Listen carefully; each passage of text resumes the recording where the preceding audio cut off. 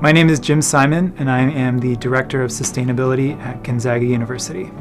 Hi, I'm Theo Labai, and I am a junior electrical engineering student at Gonzaga University.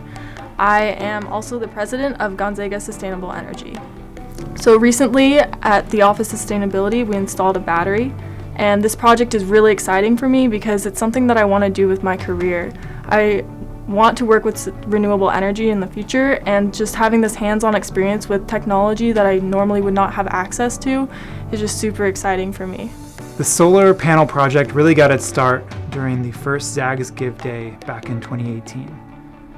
It was one of the projects that was funded, and students with Gonzaga Sustainable Energy really took that as an opportunity to investigate and learn about solar energy through the installation of 4 kilowatts of solar power on the roof of the Office of Sustainability. They really dove in. They studied the output of the panels, they studied how much energy the office was using, and really that was the beginning of them creating the Sustainable Energy Roadmap for Gonzaga University. That roadmap is an opportunity to really see where solar power could be installed on our campus. Our climate action plan calls for 5% of our electricity to be from renewable sources by around 2035.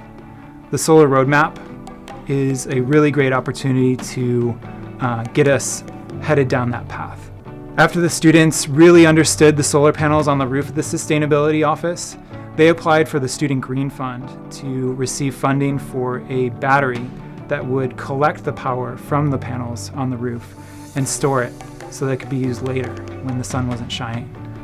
So they applied to the Green Fund, received the funding, and in the fall of 2020, worked with Plant Services, worked with Northwest Renewables, a local Spokane company, to install the battery in the basement.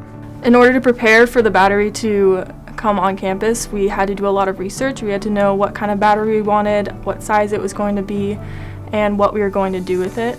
We reached out to Northwest Renewables for their consulting and kind of what size of battery we wanted. And to do this, we sent them our technical data from the solar panels that we have been analyzing for over 2 years now.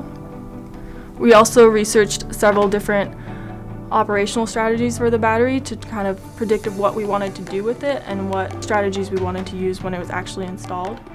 And so our plan moving forward is to implement these battery operational strategies that we have researched.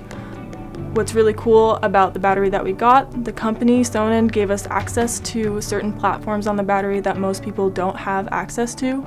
And so we can also take that and reverse engineer some of the operational strategies that are implemented in the battery. And eventually our main goal is to take this data and project it onto other buildings on campus.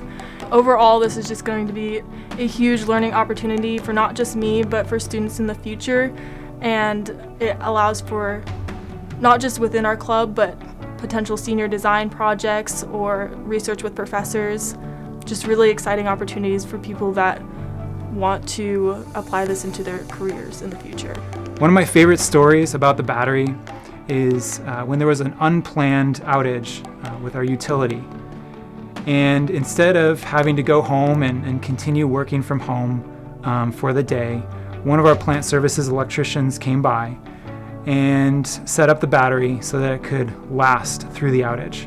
So the power went out, and a couple seconds later it came back on, and I was able to keep working, and our team was able to keep working in the office. I think about how that could be applied across campus, how we could be resilient to the changes that are coming because of the climate crisis. And I think about how the battery project and the solar project led by GSE is an opportunity for students to really see the campus as a living lab. And I'm excited to see how we can expand that through the years as we confront the climate crisis as a university and a community.